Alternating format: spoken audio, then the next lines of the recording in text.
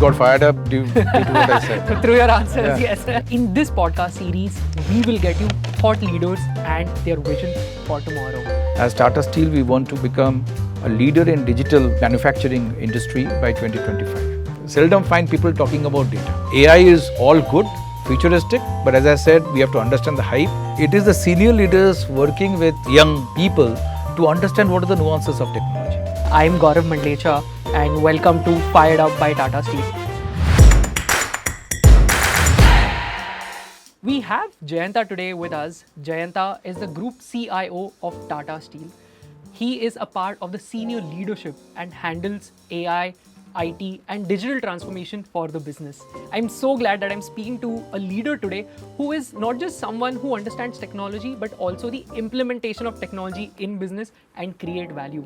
Welcome, sir. Welcome to the podcast. Thank you for having me. So, Jayanta, I want to start off our podcast with your personal transition within the group. So, you were at TCS and then you moved to Tata Steel.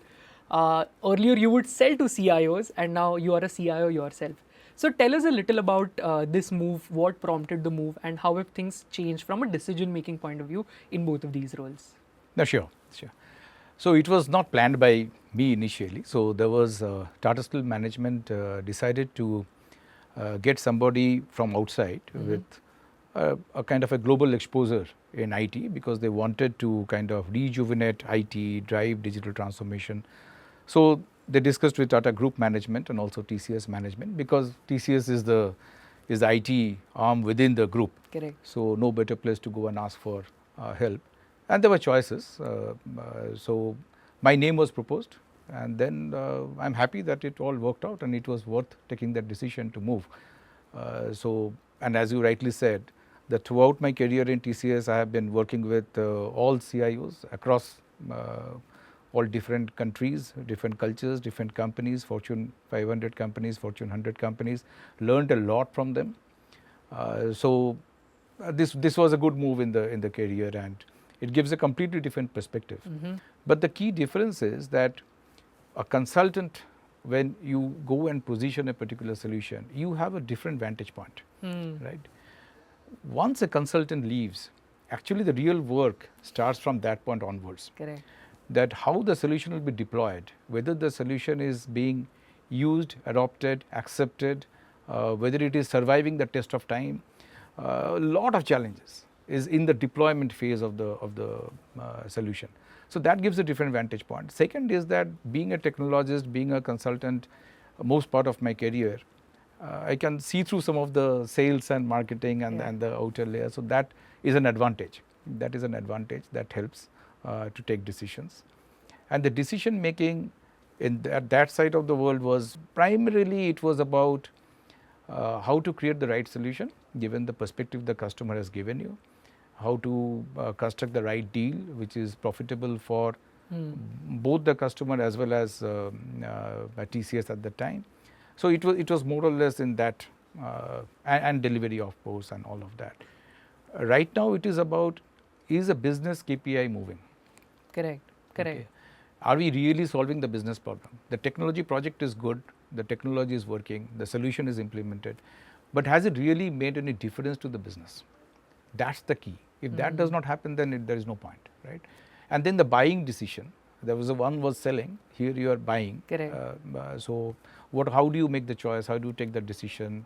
What will be the right decision for the company over long term? So I think that's a fundamental vantage point difference. And there are advantages of a technologist or a person who has been in an IT industry to become a CIO. You get that advantage. Correct. Intrinsically. I want to understand from your experience as a leader, how do you see that is this solution working for me versus not? So what are these leadership traits that you think benefit you when you think about decision making at your level? Yeah, when it comes to leadership, I would like to talk about three key learnings that I have in my entire leadership journey. One is that in any role and specifically in any leadership roles, first and foremost is establishing trust and credibility. That's up here. That's very important because if you are not able to create that trust and credibility, your personal credibility, then it will be very difficult to sell internally. Correct. Right? Because that will become challenging. That I will put as number one. Number two is understanding the context is very, very critical. It is not about the technology expertise or the functional expertise. That you will possess anyway because you're in the craft for so many years and decades. Correct. The point is that are you reading the room right? Are you reading the context right? It is not about domain knowledge. I'm not a steel expert. I don't have any domain knowledge on steel. Neither did I have any understanding of the domain before I joined Tata Steel. I do understand a little bit of the context now, right? Because you're leading from within the context. The methods may be different, right? In every context changes, the methods also change, right? So that is important. That I will put as second, but as important as the first one. And the third is fundamentally the communication. So communicate the goals clearly, lay out the vision, lay out the plan, and clearly communicate the goals objectively so that your team can then align. That alignment is extremely important. It is not only the IT team or the digital team, it is the entire organization that we are trying to achieve something and how will we get there. So in the context of Tata Steel, to answer your first question, so the charter that was given was very clear, that creates business value through digital transformation, and as Tata Steel we want to become a leader in digital manufacturing industry by 2025. I think that was a clearly stated vision. Okay. We wanted to be the benchmark, right? So that was an audacious goal, and there were some objective targets for the savings potential that we create. And it is a manufacturing industry, it's highly physical industry, so how to get about that? So the idea was to focus on what is important for business. The idea of KPI movement, if it doesn't move the needle on KPI, then nothing else matters. Correct. The technology can work, but if the business doesn't benefit from that, there is no point in having a technology, it will only sit at cost. Second is, you talked about the challenges, is the selling. There's a lot of internal selling in the positive way that you have to ask for money. There is a lot of investment that you have to put upfront, right? A CIO's primary job is to make the right investment, which will drive the right buy decisions, and then you go and implement technology for business transformation. So that was a very, very crucial part in the, and it's still an important part of the role. So I think that whole competency of selling as a consultant, you transport that in this role also. It is essentially selling in a positive manner, but to internal stakeholders. To internal stakeholders to get the right investment for the right decisions, and then you take it forward. Got it. And if I may ask, like, how do you rate yourself to the mandate that you were given when you were joining in? That is the kind of business transformation that we want to deliver by 2025. So if there are a few highlights that you can share about that. I think we are pretty much there, but then it is a moving goal. So otherwise, see, at that point, we wanted to be a leader in digital transformation by 2025. I think we have created we have our share, if you will. We have done a lot of stuff, and we have a long way to go. But I think we are, as a company, we are pretty happy with what we have been able to achieve as collectively between business, IT, leadership, all of it put together. But going forward, then we are now putting more audacious goals. So if you ask me today, which was not how I looked at it in 2018 or in the prior years, now we look at this whole digital transformation program as one side is a manufacturing excellence. Correct. Okay. A completely different level of performance in manufacturing. We talk about in detail later on. Other one is customer experience. And this is where I think if you look into the manufacturing industry, you will see that it tends to gravitate towards manufacturing excellence. Correct. Right? Because it's all about optimization, it's all about yield, energy, throughput, quality, productivity, right? It's all about doing it. It's a lean manufacturing, and Tata Steel is well known for that, right? And we have done a lot of remote operations, we'll talk about it later.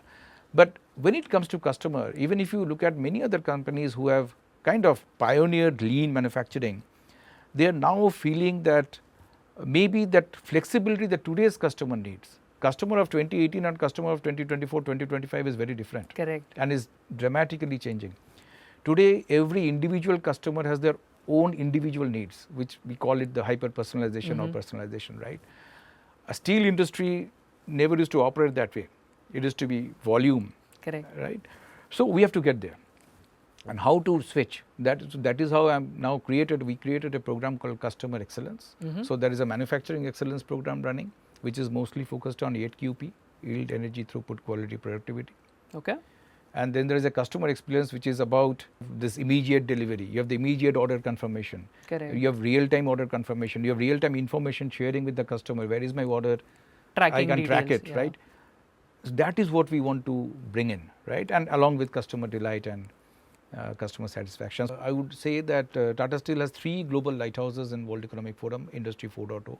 Okay. So what our is first what was is a lighthouse? Lighthouse is World Economic Forum has an assessment framework in advanced manufacturing. So they will come and assess individual sites, not at a company level, individual sites. Okay. And they will see what is their Industry 4.0 maturity. And extremely stringent. I also sit as a jury Of course, on yeah. the advanced manufacturing, so I know how the applications that come in. It is extremely stringent, extremely stringent. And we went through the process, and the first one to go was IJmuiden, our Netherlands site. Then a more modern plant, Kalinganagar, Tata Steel Kalinganagar. Okay. So that became a lighthouse. Then Jamshedpur, which is a 117-year-old plant then. So we have all flavors. We have an European flavor. Correct. We have a modernized, sensorized, more modern plant, which is 5-6 years old at that time. And the other one is a 117-year-old plant. Wow. All are global lighthouses. 78% of our steel production happens from a global lighthouse advanced manufacturing industry 4.0 site. So which we take a lot of pride in. So we'll also apply for other sites as we speak. Meramandali, we have acquired a lot of other companies after that. So that will also go through the same level of maturity. So while we apply, we ourselves assess that has it become mature after have gone through the 7 layer of architecture? Are we really creating business value? Because that framework only asks one question at the end of the day. Have you created business value? Then only Industry 4.0 is successful. And then if you have, then what are the technologies you implemented? Are they latest in the stack and all that stuff? That is the question they will ask. Interesting. I think we have done a lot on the manufacturing excellence, and we have done a lot on the customer experience also. We have an Ashiana portal through which we sell steel online, right? Okay. And we have others. Do people buy steel online? I'm curious because Yes, it's such they are. They are. Okay. It's a substantial business for us now. Okay. So, but you actually, it's an omni-channel. You have services and solutions Correct. that we offer. Correct. So you can buy steel online. There is an individual home builder, right? So if you want to build a house, you will need steel, you will need Correct. cement, you will need others, and you need the expertise to build a house as well. Correct. So we try to curate that for the end customer, right? So like an end-to-end solution per se. Solution, but we don't sell all the solutions. We help them in creating them that, putting them together. But we actually sell the steel and the products and services and solutions there. So that is very much a part of it. And sometimes you come online. Why I say omni-channel is, you find the lead and you like something online, and then you go to the distributor or the dealer. Offline. From that channel you can buy it offline. It happens in retail also. So that is happening in steel today. So you're saying the discovery happens online, but the purchase happens offline? Both. Discovery online, purchase offline, as well as we actually Online and online. online and online. Okay. It's the online transaction also happens. Of course, yeah. Yeah, so Interesting. that is also possible. And I must commend you and the group for being so futuristic, right, when it comes to initiatives, not just say at the country level, but also on a global level. Plus, you're getting yourself audited by, say, a world-renowned organization for these initiatives.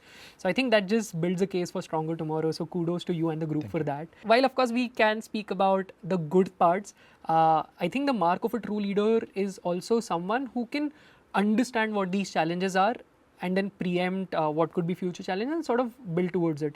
So in your journey of digital transformation, what are common challenges that you've seen in a manufacturing setup that usually come up? And if you could just allude that to Tata Steel's experience, I think that'd be very lovely as well. First is mindset, and that comes here. Okay. Because it's an extremely intensive physical industry. Correct. Okay. So people are used to be in the plant, operate the machines, see it firsthand, okay, listen to noises, do those gemba and line works. Everything is important. So it is ingrained. Now, when you say that, okay, now you can do it from somewhere else, it is easier for me to say. Okay, it's very easy for me to say but it is extremely difficult and challenging for the people who are walking the shop floor day in, day out to come out of their mindset and say that, okay, now I will sit behind a laptop, look at a screen and do the same job. Technically, it is possible. That transformation Tata Steel business has done It is not easy for them to do, but they have done it. What they have done, and it happened in over a period of time, right? So they saw that, okay, I can do a virtual line work. I said that in 2018, but now business is saying that we want to do virtual line work. Interesting. So earlier I used to push, Yeah. I used to push that, okay, now they are pulling, okay, that I want this, I want more Nice. cameras, I want more angular view so that I can see this, I can fly drones here. They are only taking those decisions, I am just enabling that, right? So the paradigm has shifted, but much more, many more miles to go. So that is one. Second is that as a manufacturing industry, I think, and this is not true for Tata Steel because we have made the investments that we needed to make. But I feel that there is a lack of investment in the manufacturing sector towards digital. Sometimes the priority is given to some other shop floor activities than digital. This is my view from whatever I have seen, but not in Tata Steel, but elsewhere. Since you sit on the board of Advanced Manufacturing Council, so you have that. Yeah, that is one. Others is that also connection and all that. I think that we can do a little bit more upfront investment in the sector, which will really help. And there is a lot of capital investment that is required for sensorization and all that stuff. And it doesn't give you immediate ROI. Right, you have to be directionally right. You have to understand others have benefited. You have to really stay at the problem, and really it should be a board level and a management level agenda. Otherwise, it will never work. It cannot be just yet another digital project and nice thing. It has to be in the core. So that is the other thing. Yeah, I think, and the third aspect, as I said, is data. Is a big challenge. It is still a big challenge because technology will not work unless data is right. You can do cloud. Correct.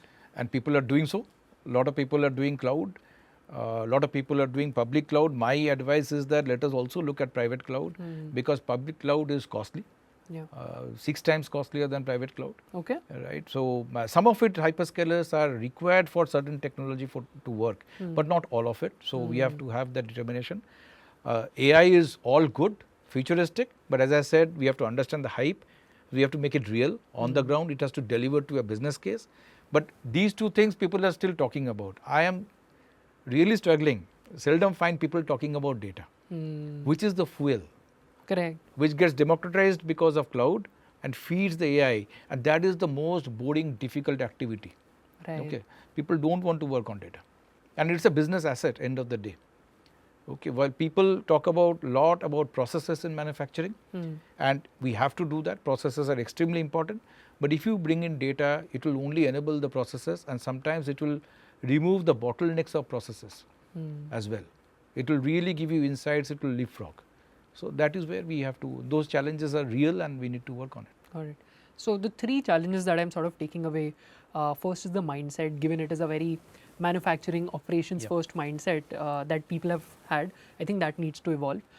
Second is from the board and I think from the leadership level, active investment of capital, because these are important investments you have to do to be sort of future ready, ready for tomorrow. And the third that you're mentioning is data, which is the boring part, but to be able to fuel efficiencies, you need the data to be there in the system. Yeah. And overarching is that it has to be business led. It has to be. Okay, so the business case comes first and then all of these sort of follow. Jayanta, wonderful insights. Honestly, I personally have a lot of takeaways and I'm pretty sure our viewers who are watching this podcast will do too.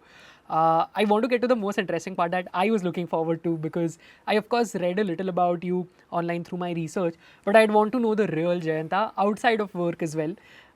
So I have like very simple pointed questions and I'd love to know a little about that from you. Like at Tata Steel, I've heard that, you very actively reverse mentor people, right? Why do you do it? And perhaps from this, what have you learned?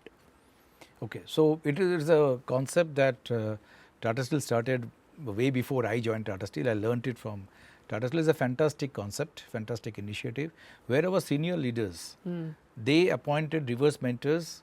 The reverse mentors were people in the age group of early 30s or so late 20s, just joined. Correct.